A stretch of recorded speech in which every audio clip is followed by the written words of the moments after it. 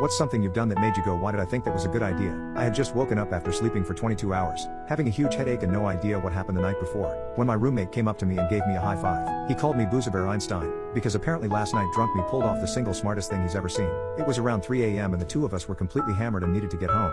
But earlier in the night we had traded our cab money to a random stranger for 2 cigarettes. We had no money and the walk would have been 3 hours long.